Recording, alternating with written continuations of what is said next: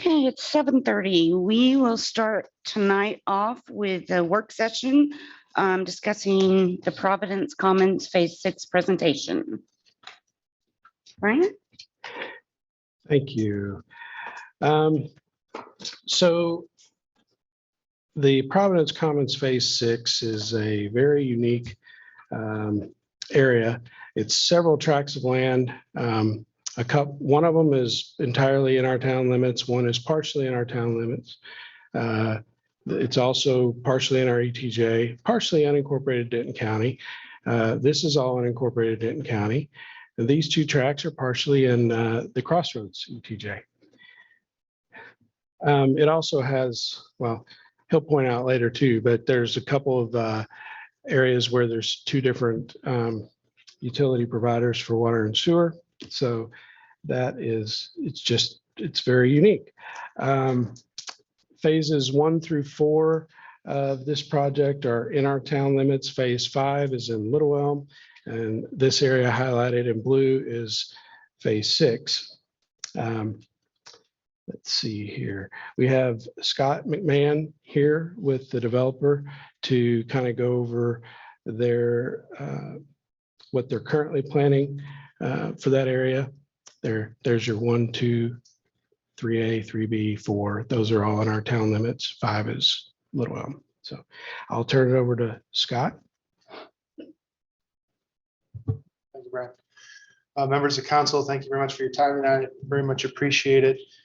My name is Scott McMahon. I'm with Cole Engineering and Survey Services, and I'm the engineer of record for the property here. And I guess a little bit of background information. The Providence Commons PD that y'all acted on, I believe back in January, which is represented here by parcels 1, 2, 3A, 3B, and 4, include industrial, some mixed use retail, and some townhomes. And then that purple box at the bottom, phase 5 or parcel 5 is in the town of Little Elm. And those are smaller lot, single family homes, 50 foot wide. What we did not bring forward at the time was parcel 6. For all the reasons that Brian mentioned, parcel 6 is quite unique in the fact that it has the Mustang Utility District. It has your own utility district, which is represented by that heavy gray line that you see. Thank you, Brian, for pointing that out. It goes across the property. It also is composed of many parcels and many jurisdictions. On top of those challenges, it is also sandwiched between some small lot single family on the south side, which is in the town of Little Elm, and then on the north side, more industrial flex type uses in unincorporated Denton County, I believe. But anyway, it's kind of sandwiched there. We've struggled to figure out what is the right use for that property. And we looked at several different products, because going from a small single family to the south and then to the north to the industrial, this property is really set up for more of a transitional type of use.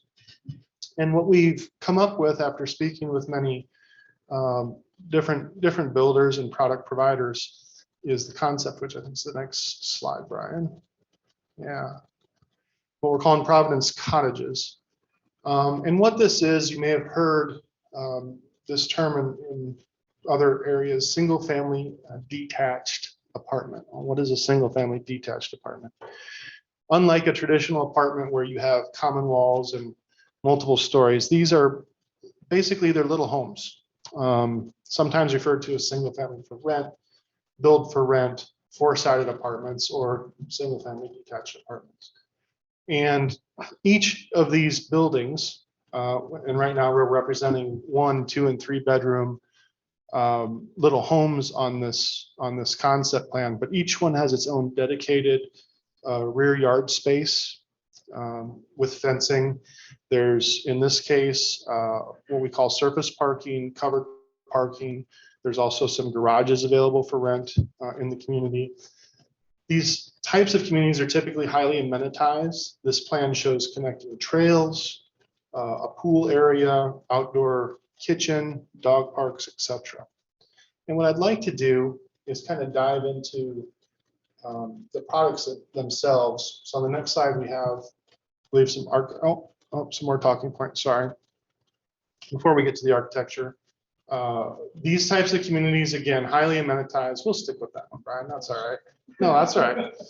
Thank you. Again, single family front, highly amenitized. It's also maintenance-free living. These types of communities typically have valet trash. They have community gathering areas like fire pits, things like that. Stylish architecture, typically upgraded finishes both inside and out, because it is a luxury lock and leave community. Again, no maintenance involved. It does appeal to all demographics. It appeals to boomers that are transitioning from a bigger house to a smaller one. It is appealing to upwardly mobile professionals that are looking for luxury and privacy, don't want the hassles of home ownership. Millennials that simply don't want commitments that tie them down to like a single family home purchase. They're also very pet friendly. These communities are typically designed with dogs in mind. They have, again, dog parks, and they have their own dedicated rear yard spaces to let your pet out. So you'll see typically a lot of dogs in this type of community, but it really is an apartment that lives like a home. Okay. And I want to jump to some architecture here and show you some floor plans. I apologize if I'm going quick. I just want to be respectful of your time this evening. We have in this area, and you'll note the pool in the plan view, there's a pool and a clubhouse area there. And all of the architecture I'm going to show you is in this top right area, because these things are typically built in little pods. So you have, unlike a traditional large apartment complex where you have sidewalks that go clear across and you've got to walk a long ways to get to your unit, these typically are built in pods where the sidewalk connections are typically serving only 4, 6 type of units. So you're parking close to your unit with a short walk to your home. This is a single family layout. The single family, it does actually have a duplex style to it because they're typically only 600 to 700 square feet. So they do come in a duplex just because of the construction of the roofs, et cetera. But you can see the floor plan there. It's a single bath, single bedroom, kitchen area, dining area, and again, dedicated rear yard space. Go to the second one, the 2-bedroom unit, and note the architecture, all brick, stone, very nice exteriors on the homes, and varied elevations as well. So just like your single family community where you don't want your neighbor's house to look exactly like yours, the same rules apply here. So this is a 2-bedroom unit, and 2-bedroom units can range from 900 to 1,100 square feet. We haven't settled on a product footprint or elevation for this community yet. We're just expressing the concept to y'all. And lastly, the 3-bedroom unit. And notice as well that on the 2 and the 3-bedroom units specifically, but even the 1-bedroom units have it, there's a front porch area. And in that front porch area, you know, people do put chairs, they do sit out there and talk to passersby. And the reason I know that is because this is my neighbor's house. I live in one of these communities. And I've been designing them for many, many years. And I never thought that I would live in one. I always thought, well, that's a great idea for my daughter, who's a young professional. She gets the safety and security of her own house without the maintenance. I never thought I would live in one, but I truly enjoy it. I really enjoy it. I live over at Avila Parkway, if you're familiar with Avila in Salina. It's just off the tollway. There's several projects that are getting built over there, but it truly is a small community and very upscale with valet trash service, no maintenance. They come and change the light bulbs. And for myself, it's something that I've found really enjoyable. Next slide. These are the types of the community features that are typically there. And again, all these pictures that you're seeing tonight are real examples from right down the road over in Salina. So this is the product that's built there. The leasing center, that sometimes contains fitness equipment. In this case, it's simply a leasing center where they have offices to speak to the representatives that are on site. And then there's a mail and parcel kiosk next to it where all of the residents stop and grab their mail. The next slide shows the community pool, which is typically located near the leasing center. and also some outdoor kitchen areas. Those grills are used quite frequently, obviously depending on the weather, but folks just walk over there and get their grilling done and go back to their homes or go back to the pool. Other amenities include covered parking. These are amenities that are available for additional rent, and garage units as well. Fire pit and gathering areas throughout the community, and of course, dog parks. Is there any more? Is that one? So I guess the thought that I'd like to leave you with, and I'm certainly happy to answer any questions you have, that, you know, this type of community is one that brings a lot of different demographics to the community. And I know sometimes there can be a stigma about apartment uses. This is truly luxury lock and leave. You're going to see a lot of different folks coming here. If you looked at that picture again that showed the covered parking, you'll see a variety of vehicles in the parking lot. There was a Range Rover parked next to a Chevy. So a lot of different folks that live in here. And this is a single owner community. So one person, one entity owns the property and owns all the units in it. So you're not going to have the Airbnb situations that might occur because there's one property owner that owns it all and maintains it all, keeps it looking nice. They're typically heavily landscaped. They have a lot of trails as well. With that being said, can I answer any questions for you about this type of land use? So you're currently operating properties, other places, you mentioned Salina. What management companies are you guys using? Yeah, so I'm not the developer, by the way. I'm the engineer of record for the Providence Commons community and for this parcel, representing the owner developer here tonight. But to answer your question, a lot of times these single owners have their own management company in place. That's part of the vertical integration of making sure that their properties are kept up. I can't speak, you know, specifically to other users, but I know, for example, Next Metro, who is kind of the grandfather of this product, which started back in Tucson, Arizona. They have their own management company in-house. So they have all their representatives at the leasing center, and their ground staff are on site every day. So it's likely, what you're saying, it's likely going to be owner. So what you're saying is it's likely going to be owner operated and managed. It's not going to be a third party management company. I can't guarantee that, but typically that's what I've seen. Okay. Yeah.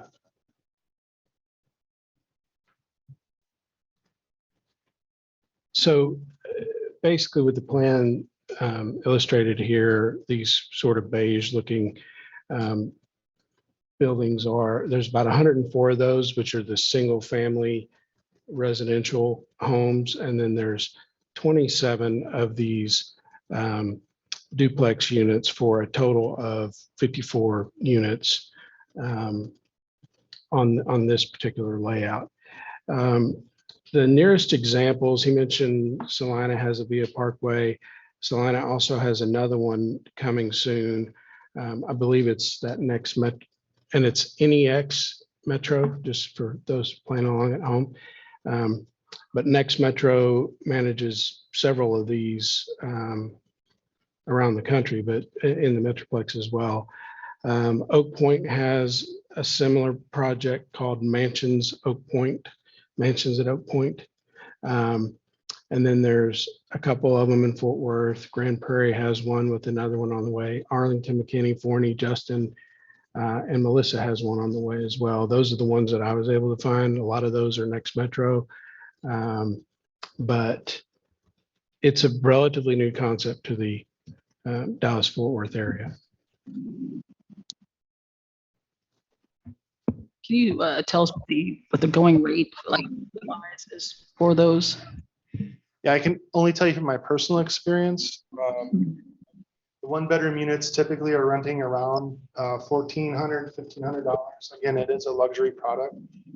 2 and 3 bedrooms can be upwards of like $2,800. Now, that price that I'm giving you in my own experience is inclusive of the valet trash. There is a electricity and water charge that's assigned to each unit because the electric monitored and or metered, and the water is, to be honest with you, but the water I think is prorated by unit. Other than that, if we wanted to have a carport or a garage, that would be additional rent. Victoria, you had a question? Yes, sorry, I don't have much voice. Can he please tell us if he knows what the current occupancy rates are in a community like this? Well, I can tell you that when I moved into mine, I was on a waiting list to get in. And I was excited when somebody dropped out, I could move in a little bit sooner, but I've been in it for a year and it was brand new when I got into it, and it's full. But now there's a 1 year, 1 year in, there's some people that are starting to move in and out. So we're starting to see a little bit of moving vehicles there. But to my knowledge, it's fully rented and there's a wait list. Thank you.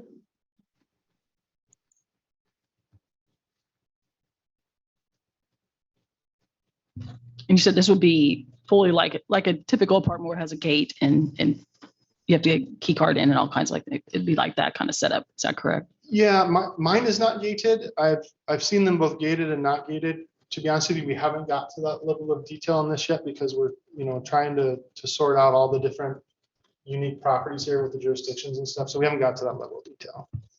But with the public road alignment that we have on the right-hand side, it certainly sets itself up to be a gated option.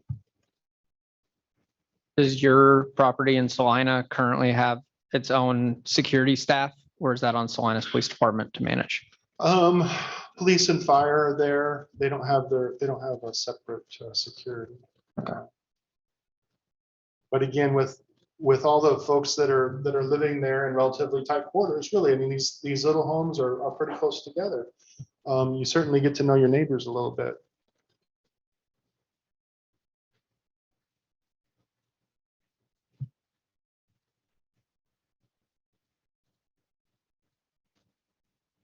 Do you have any other questions? Jeff does. Just gonna ask, so with the amount of homes, Brian, what'd you say the total was? 104? 104 homes plus 27 duplex units. Is the parking adequate for that? Yeah, so typically what happens in my experience, and again, I've designed these projects for 5 to 6 years now, and I've worked on dozens of them with I've worked on Next Metro projects. I've worked on a lot of copycat type projects. And typically what happens is in towns that haven't seen this product before, we generate a PD based on some existing zoning and in particular parking requirements. And once the town sees how it works, they generally try and create an ordinance around this product because they like it so much.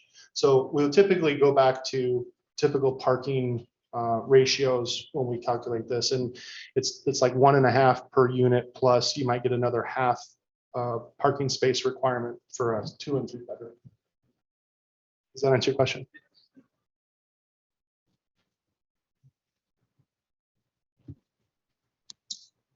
Any other questions? Okay. Victoria? I just had one question about the rental or occupancy requirements. Would you consider those to be typical of an apartment community where you'd make 3 to 4 times your monthly rent, and then would that be determined by the owner of the property? That's a good question. I don't know if I can answer it, but you certainly would be subject, I would imagine, like any apartment community, to a credit check before you were able to move in. Thank you. Okay, there's no other questions. Thank you. Appreciate your time. Thank you for your time. Okay, we will call the meeting to order at 7:49 PM. We do have a quorum present with Victoria on Zoom. Stoyan is not with us this evening. We'll begin with the invocation. We have Providence Village Church on Zoom. Stephen? Oh, he bailed. Oh. Connie? Would you like to give the invocation, please, even though you're not in the room? Can't get out of it. Oh, she doesn't have it. I think I can wing it on my own as many times as I've had to do it. Okay. Please join me in this invocation. Heavenly Father, please be with these individuals as they make decisions for the betterment of this community and of this town, and be with them and their families. And hopefully everyone understands the commitments that these individuals, in Jesus' name we pray. Amen. Amen. Thank you, Connie. Mhm. We'll move into open forum. Open forum is for information only. Oh, I'm sorry. No, we won't. We're going to go to the pledge. Work session's got me all. Allegiance to the flag of the United States of America, to the republic for which it stands, one nation, under God, indivisible, with liberty and justice for all. And the Texas flag, I pledge allegiance to the Texas, one state under God.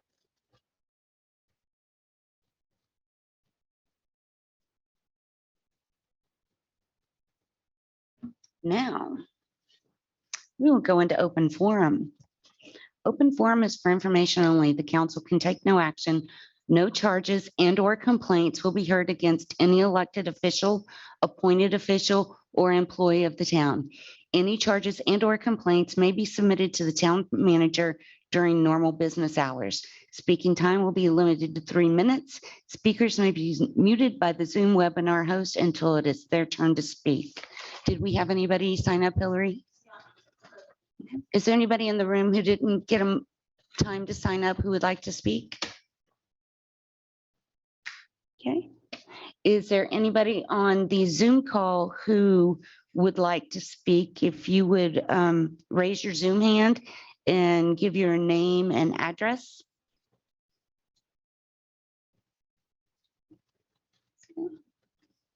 All right, seeing none.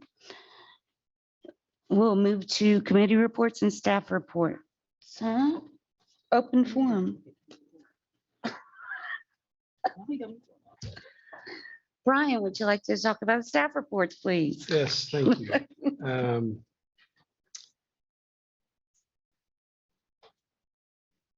That work session really threw a wrench in everything. Okay, so coming up, we have the text dot public hearing regarding FM 2931. That'll be held Thursday, June 30th from 5:30 to 7:30 p.m. at Monaco Elementary School. Story time will be at Town Hall every third Thursday at 1:30 p.m. for ages 5 and under. The next one is on July 21st. And I didn't do the normal update on development since we just did that last week. So development permits and that such, but you do have some reports in your packet. If you have any questions, please let me know.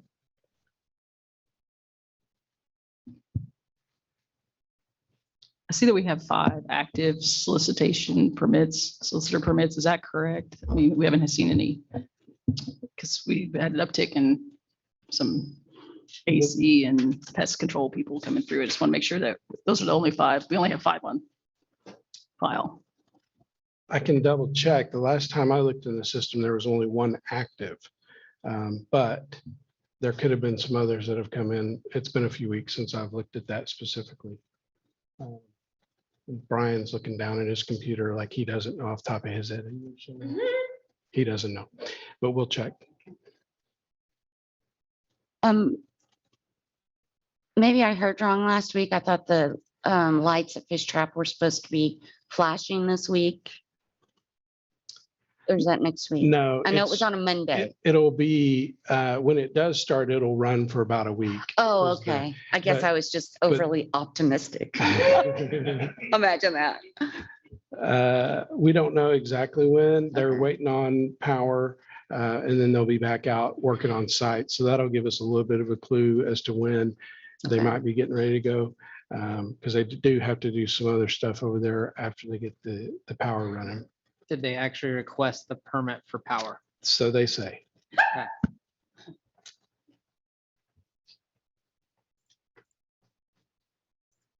Do y'all have any other questions for Brian?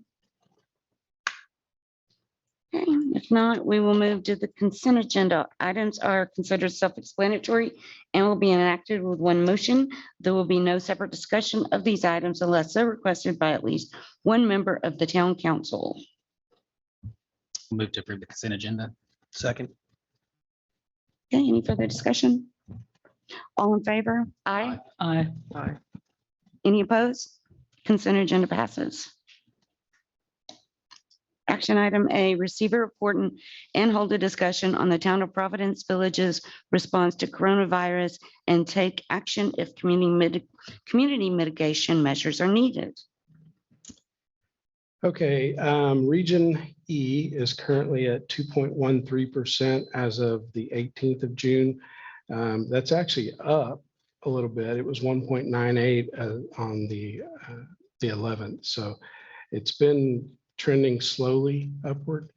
But as of the 17th, Providence Village is at 32 active cases, 1,658 recovered, and 2 deaths for a total of 1,692 cases. Denton County, as of the 17th, was at 2,977 active cases, 182,333 recovered, 873 deaths for a total of 186,183 cases. We'll continue to do the hybrid model meetings, maybe forever if the state allows it, because it seems to be pretty convenient and it allows a lot of people to attend. So. Okay. Action item B, receive recommendation from Planning and Zoning Commission and consider, discuss, and act upon approval of final plat for Pinnacle Montessori as submitted by Elm Fort Group LLC, consisting of approximately 3.126 acres as submitted in Universal Permit Application 22-01182-01. Earlier this evening, the P&Z did recommend approval. What you see before you, this would be 2931. This is Powell Road, and this is Brewer Road.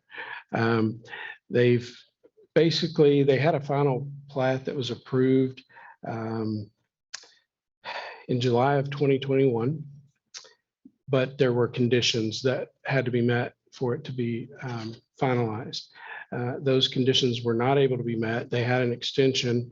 They were having trouble getting the utilities to tell them where their easements needed to be and things of that nature. So they finally gotten the easements for Mustang and CoServe, and the town engineer has reviewed and recommends approval.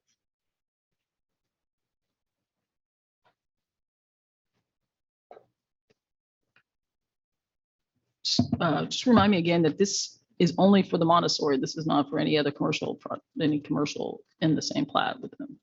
Is that correct? Or is there, Well, I can't recall. so this would be the fire lane. The Montessori is going to go, I don't remember if it's on the back side of the property or the front side of the property, but they could develop this out. They could develop here as well.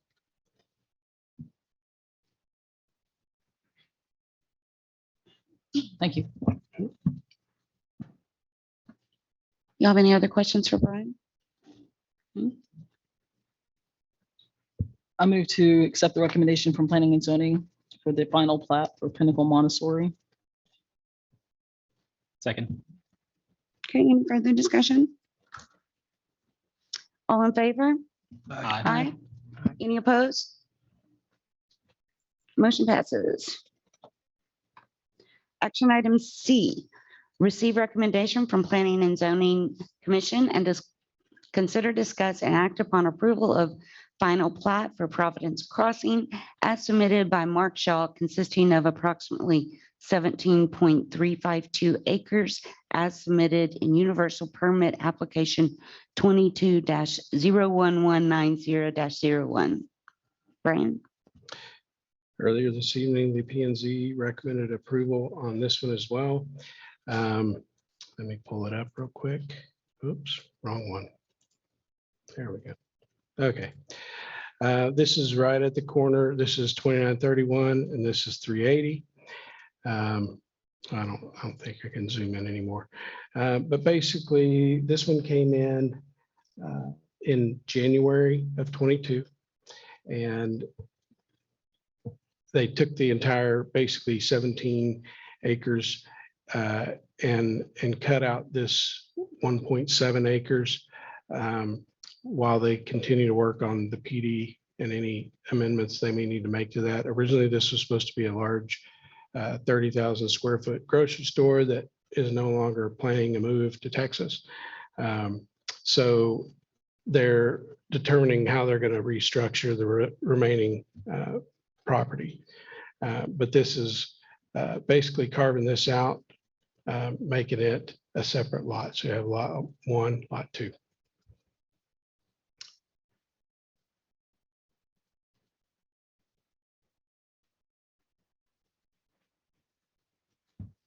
I'll move to accept the recommendation from planning and zoning. Second. Okay, is there any discussion? I just have a question. Is that a road that is going all the way from Providence Boulevard, or is that the easement behind the current? Right here? Is that an easement or is that the That's the utility easement? Okay, I easement. just was, We brought the water and sewer facilities to this corner, or this right about right here on the property line. And so they're basically showing where they're going to continue that on across over to that facility.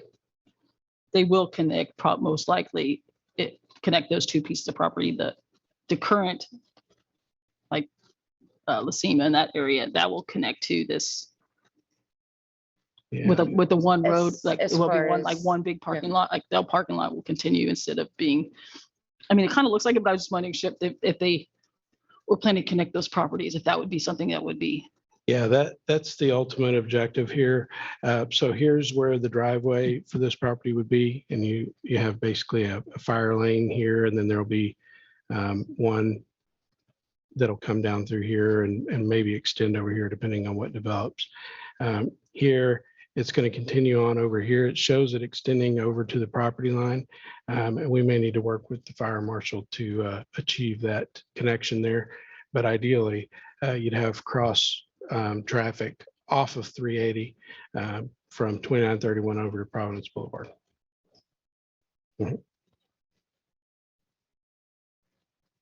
Is there any plan in this to, and I think you mentioned it earlier during the planning and zoning, but there's that huge retention pond that's there right now.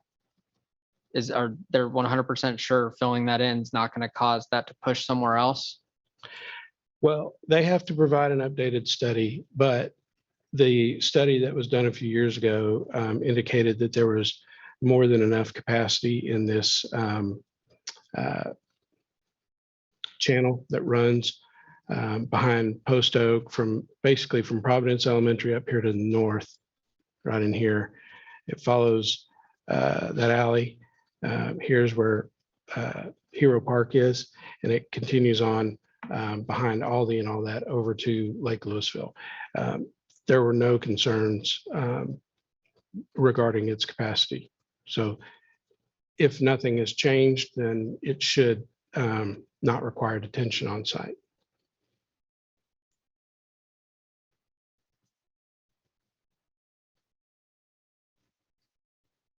Any further discussion?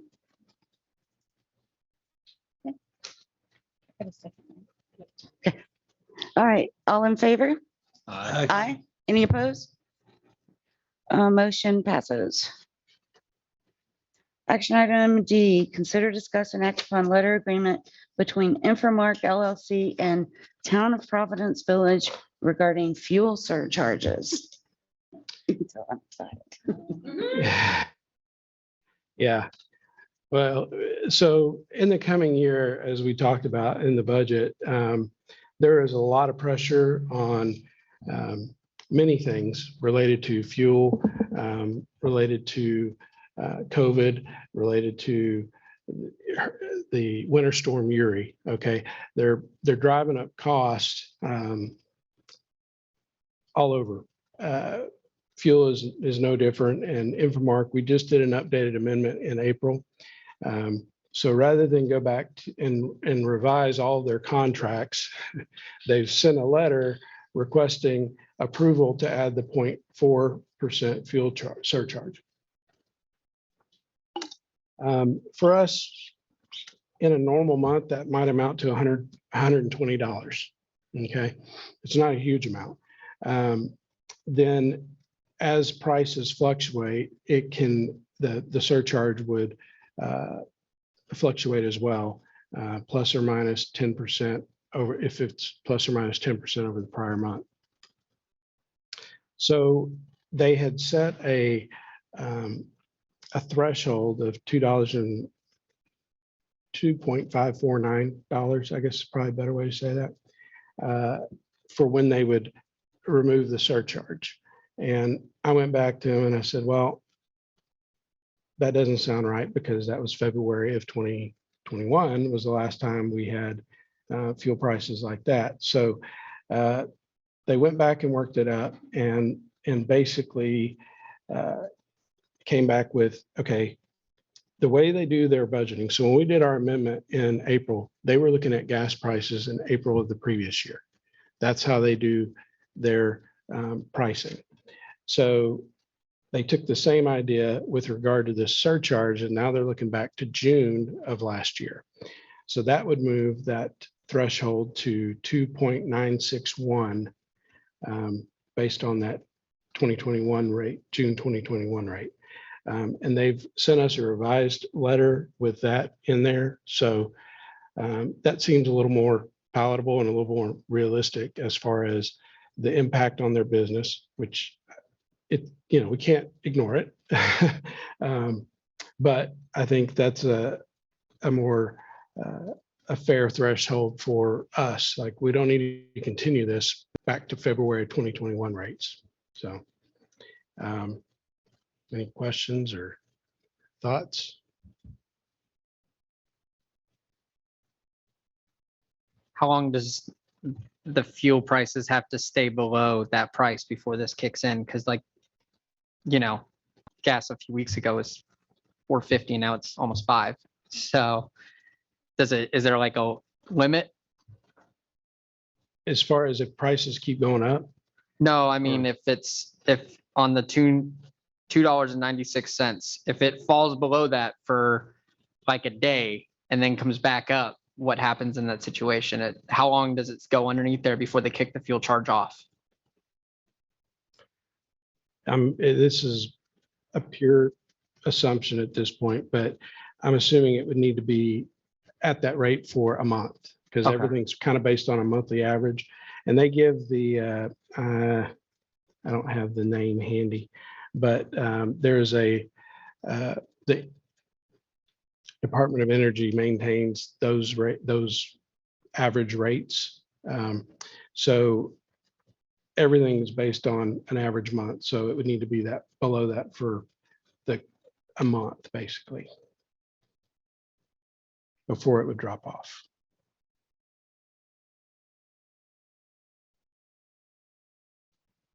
So this time next year, we can expect it to be a lot higher, because you said a year back, right? Is that what you said? Well, Yeah, because it falls off. We're no longer looking at February, but next year at this time, we'll be looking. so as far as when the surcharge falls off, that's the current month. So if any current month we fall below that rate, then it would fall off. It's not looking back a year. Okay. So if for some reason, the prices start coming down drastically over the next few months, it could come off in the next few months. Okay. But what if they continue to, Increase. but what if they continue to increase? So Then do we continue to increase? Is that correct? yes, plus or minus 10%. Plus or minus 10%. Mhm. Okay. So we could be seeing this every month if it continues every Yes. month. And is that an automatic? Okay, I'm just gonna ask, is it automatic into the residents' bills, or is it automatic into our No, this is infrastructure? this is to where this is the bill that we get, not the residents. I just wanted to clarify that it was going to the towns budget and not directly to the residents. Correct. That's, I mean, but at this current moment. no, but if it was $120 divided by 2,400 residents, I don't know what that works out to, but that's a fee that's in there somewhere. But we only set rates once a year. And there's a lot of other market conditions that are going to dictate our rates versus that very small percentage.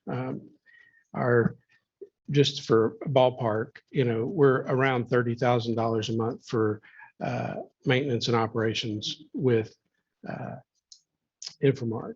We have $120,000 to $160,000 a month for Upper Trinity. That's water and wastewater capacity. So those are the things that are really going to drive our costs as residents. And they're all going up. Okay. I mean, everything's going up because chemicals the prices are going up. Transporting the chemicals, guess what? They're burning gas. So those prices are going up. Water, it's in short supply, right? Right now, all the lakes are pretty full around here, but it's been hot and dry.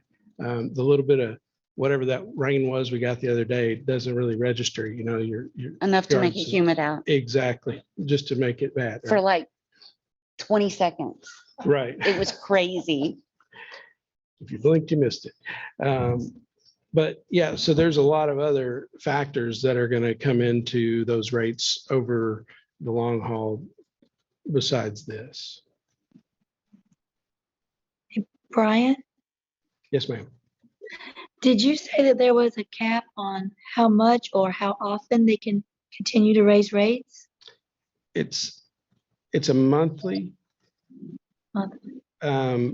It's assessed monthly, and then based on the current price, the current monthly average determines what that surcharge will be.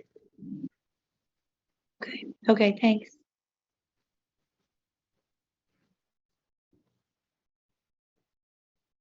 And so what happens if we don't approve this? Yeah, that's fine. I mean, ultimately, we have an amended contract. The reality is they can't really force this surcharge. But then the flip side to that is the next time our contract's due for an amendment, that we're going to see it then based on whatever the going rate is. So pay me now or pay me later.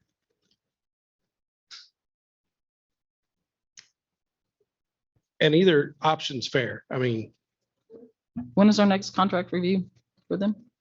that I don't know off the top of my head. We just did one in April, so it's going to be at least a couple of years.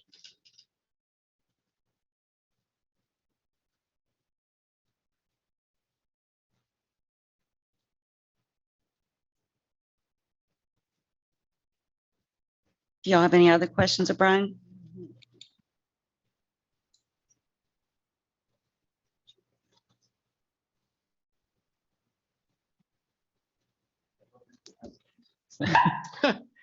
So Brian, the motion would it be to accept the change in rate or not? Yeah. Right. Okay. I'll whack the bullet up. I'll move to approve the rate change.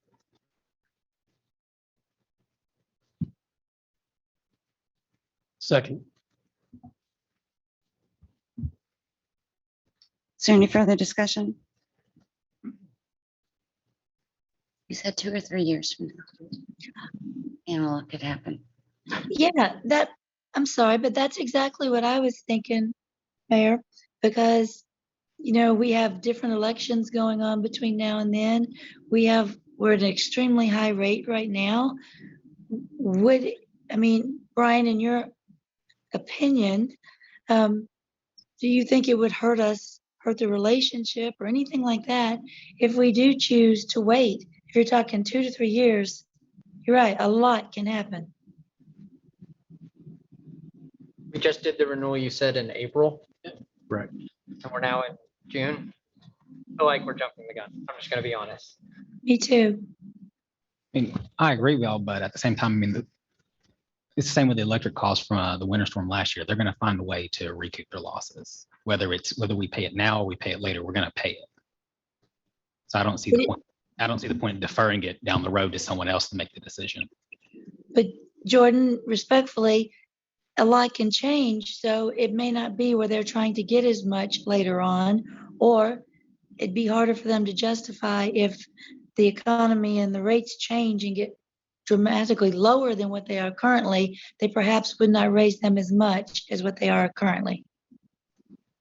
Is there typically fuel charges always jump up in the summer trips and stuff? Is there opportunity to come back to them in 3 months and say, can we revisit this again in 3 months instead of just, I mean, we're talking 3 months in on the new contract. Can we revisit it at a half year and see if what's going on with fuel prices, what's going on in America, and then decide before we burn a bridge for people in the future or jump the gun now? I believe they'd be open to anything. If it's declined, they're going to be glad later, right? If you decide 3 months from now to do it. As far as the relationship, I think from their perspective, they've got however many districts and cities that they serve across the US.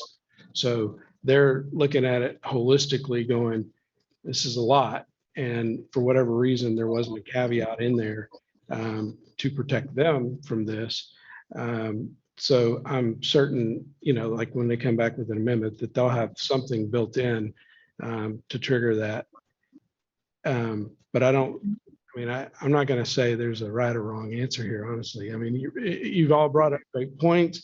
I think, at the end of the day, if we say we're not interested in doing it right now, I'll take that back to them, let them know we're not interested in doing it right now. If they want us to bring it back every month or whatever for your consideration, we'll bring it back. As long as you want it to be on here, we'll keep bringing it back. And if y'all decide down the line to sign off on a letter, we can do that then. It's Based on it being $2.96 as the baseline before it drops off, or I'm going to be honest, I don't think we'll be below $3 in even after an election. So, I mean, I lean towards them having to bite the bullet and we don't put the surcharge on us. For at least for the time being, we can always revisit in, 6 months, or when we do look at rate changes or anything like that, we can look at it then. Brian, you said it'd be like $120, right? Yeah.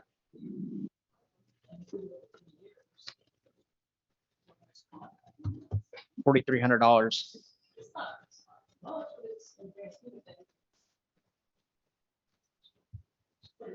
It's a Christmas parade. here's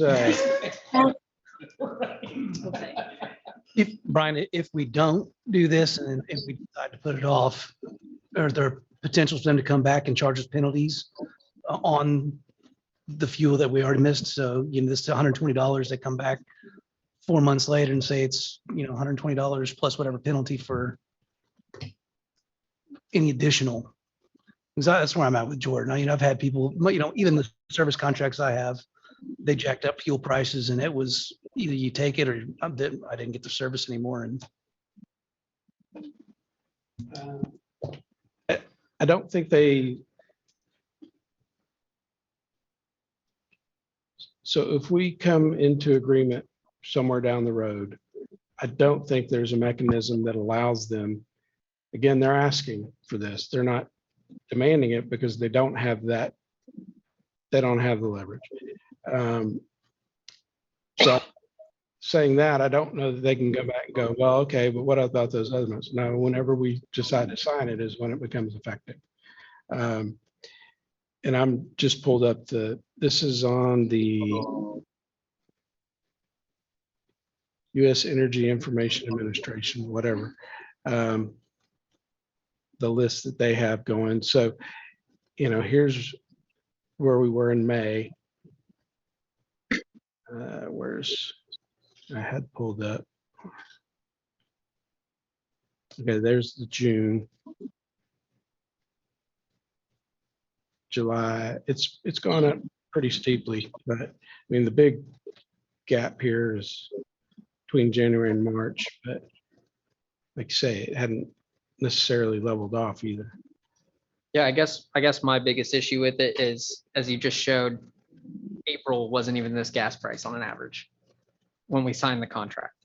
So I mean, just throwing options out there, we wait, maybe set a bracket tier on it where as the gas prices go up, the fuel surcharge is a little bit more, but as they drop, the fuel surcharge goes less. That is how they're setting up. This plus or minus 10% is what they're saying is if it goes down, it'll come down accordingly. If it goes up, it would go up accordingly. Yeah, off of a month. Okay. But ultimately, legally, we have no obligation to, this is a contract amendment, basically, by letter since. And so we have no obligation to agree to it, to change our contract. If they want to come back in 3 years when we reevaluate our contract and put something like this in their contract, that's up to them. But, you know, we can, it's up to us rather this, we want to pay a surcharge. And I think if, you know, that should have been something that they put in the contract to begin with, because, I mean, any company that deals with fuel and transportation costs should have something in there. But that's just my opinion. Just like any other business, it's a cost of doing business. They'll learn just like everyone else learns. I agree with Kelly that I think we should wait. That's my opinion. Since we already have a motion and a second, we have to vote, right? Yep. Okay, is there any further questions, discussion? All in favor? Aye. Any opposed? Aye. Nay, Nay. Oh, nay. I know. So 1, 2, 3, Four. Victoria. 4 nays. Motion does not pass.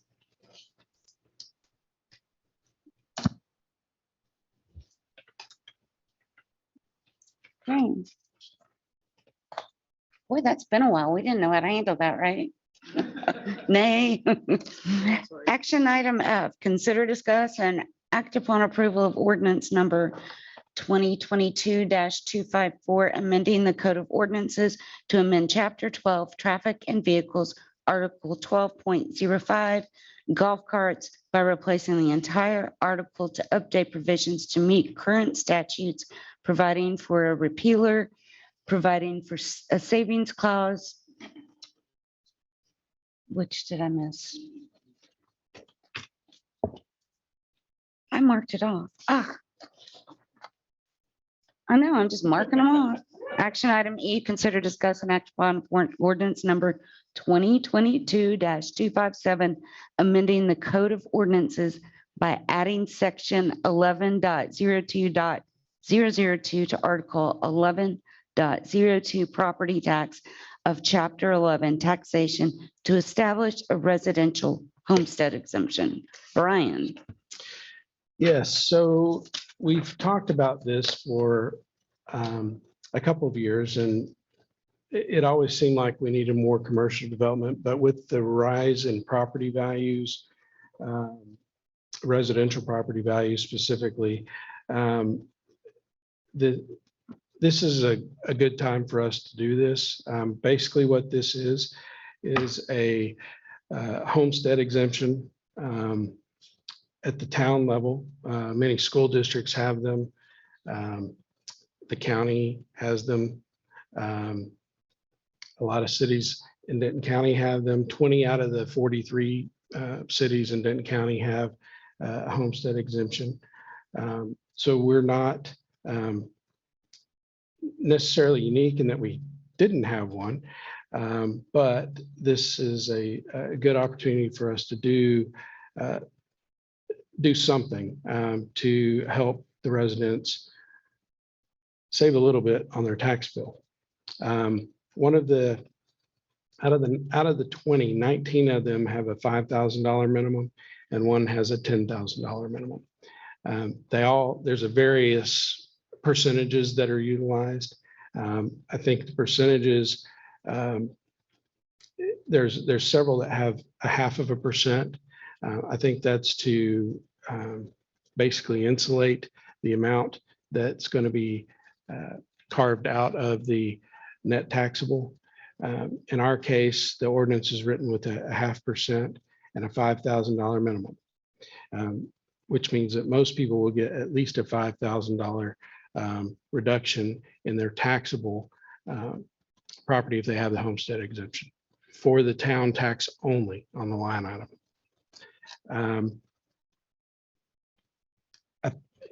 It feels like the right time, again, last year, property values were starting to go up, but they hadn't hit the tax rolls as hard as they hit this year.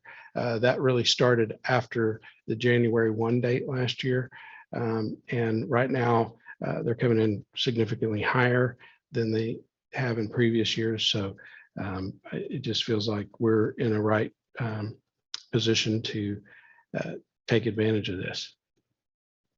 And if property values go back down, which, there aren't real clear signs yet that that's going to happen, but definitely the market is struggling.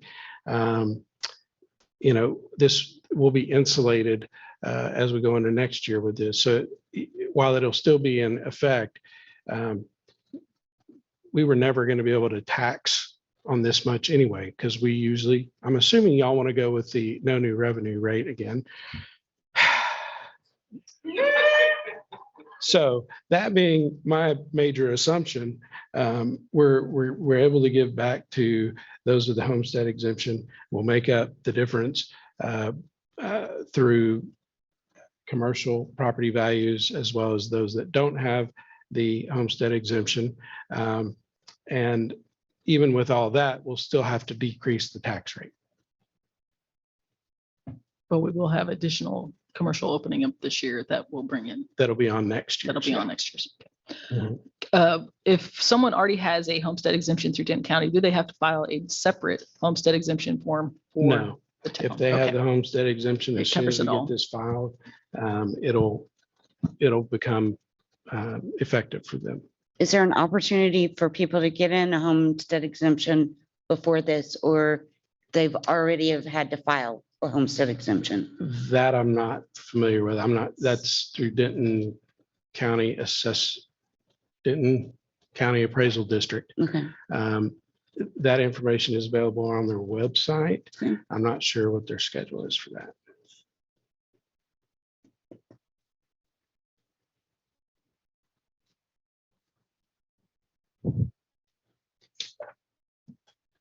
I move to accept ordinance number 2022-257, amending the code of ordinances by adding section 11.02.002 property tax to establish a resident homestead exemption. Second. Yeah, you were all. That's okay. Okay, is there any further discussion? Okay, all in favor? Aye. Any opposed? Motion passes.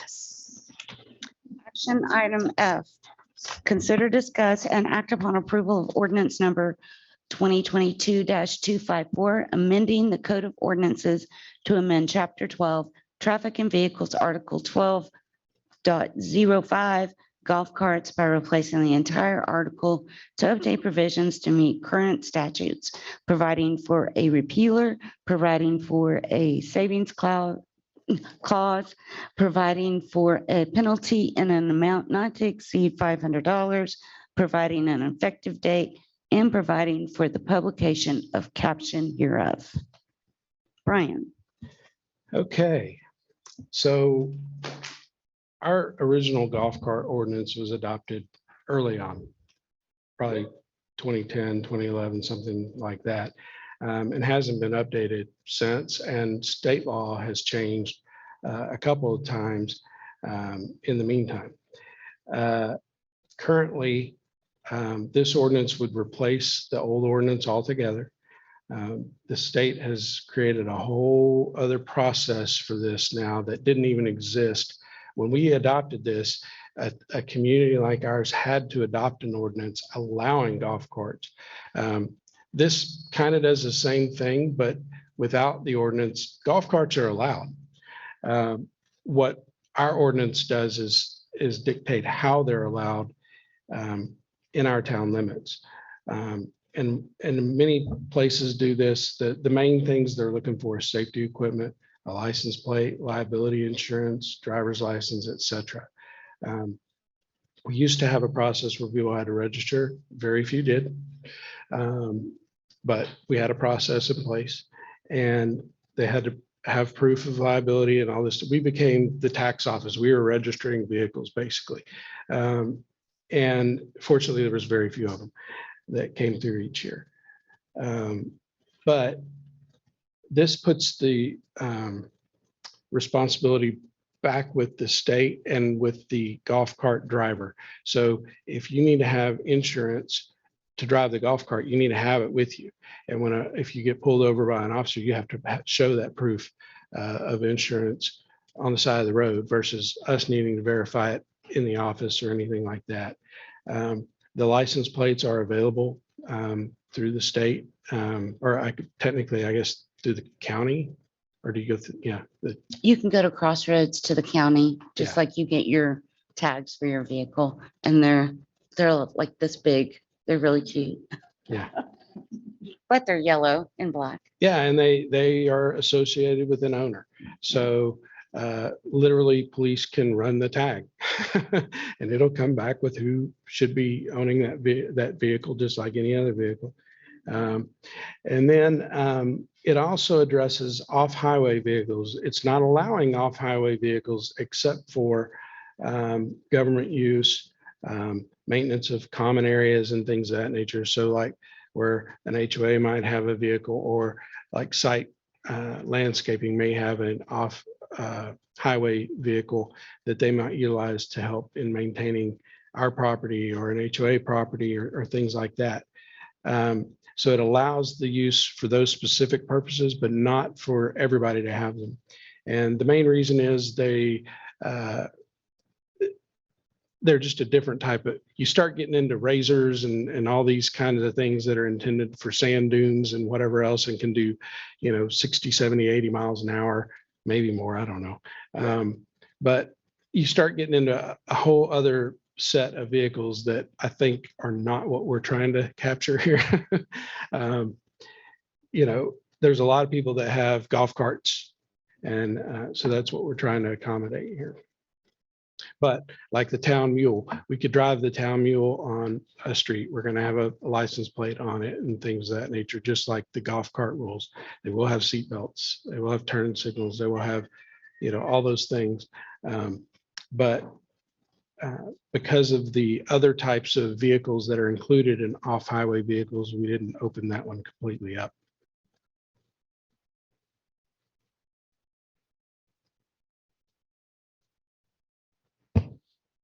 I move to accept the ordinance number 2022-254, amending the Code of Ordinance to amend Chapter 12, Traffic and Vehicles, Article 12.05, golf carts, by replacing the whole article to update provisions to meet current statutes. Second. Is there any further discussion? All in favor? Aye. Any Aye. opposed? Motion passes. Action item G, consider, discuss, and act upon approval of ordinance number 2022-250, amending the Code of Ordinances to amend Chapter 13, Utilities, by adding Article 13.05, liquid waste, to provide uniform requirements for liquid waste generators and liquid waste transporters, and to enable the town to comply with all applicable state and federal laws and regulars. Is that right? And regulars? Regulators. That's not what it Regulations, says. It says 93. regulars. Yeah. Providing for a repealer, providing for a savings clause, providing for a penalty in the amount not to exceed $2,000, providing an effective date, providing for publication of the caption. Brian. This is really intended for commercial uses such as restaurants that have a grease trap. The car wash has a sand separator. You might have some other commercial, general commercial type uses. Jiffy Lube might have some type of separator. But this is basically codifying in our town limits that they have to meet all of the state regulations, and then also maintain their records so that if an inspection is done, which we adopted the fee schedule a couple months ago to address this, so that when we do an inspection, they have to keep their records when they have the device serviced, whether it's pumped or whatever they're doing. The transporters also have to keep records. These are all dictated by state law, but we're making sure that on a local level that they're meeting. It's almost like an unfunded mandate because the state doesn't come around very often to look at these kinds of things. But we want to make sure the polluted water doesn't end up in our sanitary sewer system because it can cause deposits of grease, oil, fats, those kinds of things that can clog a sewer pipe. So in a nutshell, it's basically holding those business owners accountable and the transporters accountable as well. I assume this is in anticipation of possible restaurants or something going up on 380 or in this new, in the So we Main Street. have area. at least 2, maybe 3 of them in our town limits right now, and there's likely to be more. Yes. Yes.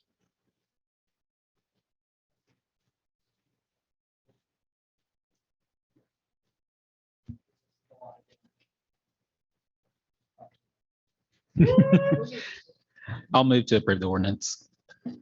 I second. Is there any further discussion? All in favor? Aye. Aye.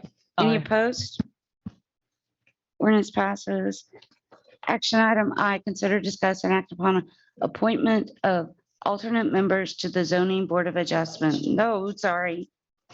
What? H. How did I mark that off already? Linda's trying to get through this. I am.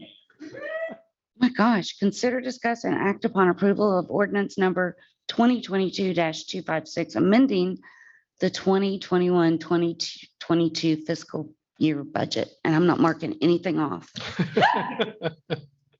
Okay, so this one is related to the increase in our professional fire services.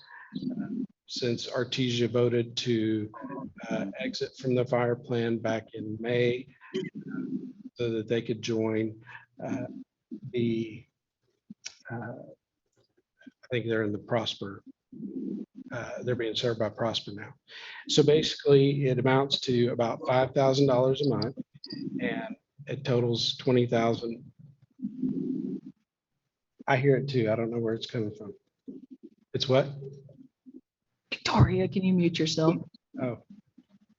Nothing here. Okay, but anyway, so it is a budget amendment for basically April through October.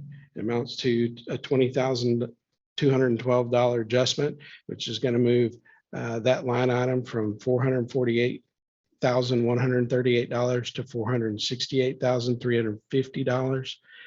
And a roll call vote is required.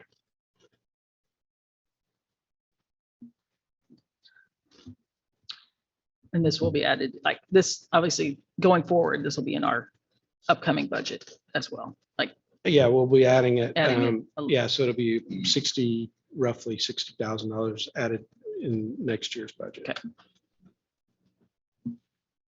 I'll move to accept the ordinance. Second. Okay, is there any further discussion? Okay, Kelly, aye. Victoria, Aye. Jordan, Aye. Jeff, Aye. James, Aye. and I'm an aye as well. Motion passes.